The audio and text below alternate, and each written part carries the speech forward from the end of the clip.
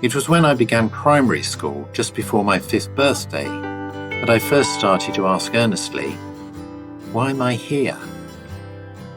At this stage, this wasn't the existential question about my life's purpose. That would come later. Right then, I felt a deep need to know why I was in the homes while other children at my state school lived with their parents. All I knew was that up to this point, my whole life had been lived within the confines of the homes. Yes, I'd lived my first 21 months outside the homes, but I had no conscious memory of that time. The homes met every practical need. I was being given 3 meals a day, and I was being washed, dressed, and put to bed, with the spaces in between filled with play at nursery school. I have very fond memories of my preschool years at the homes, so I had little cause to question why I was there. My preschool world is dominated by 4 ladies. First was the matron in overall charge of babies and preschoolers. She was always known as Miss Potter, and her deputy, Miriam Cambridge, was known to us preschoolers as Auntie Miriam.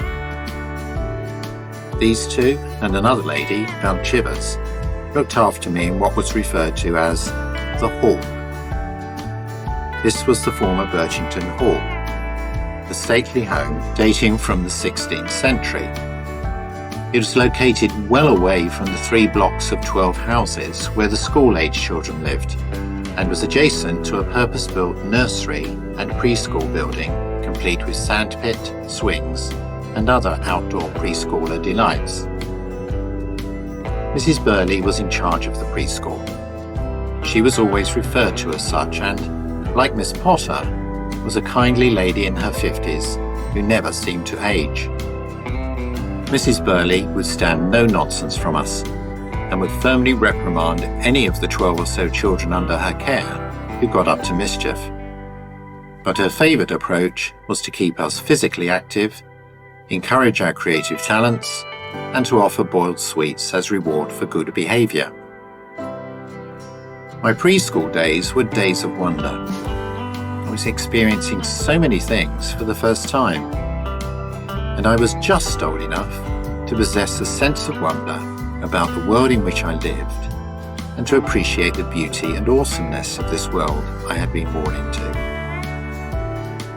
Some of my most vivid memories at that time are of the beauty of the dazzling blue sky, the white purity of the clouds, the whispering leaves in the swaying trees, and the sweet smell of freshly cut grass. At times, it was a totally immersive sensory experience.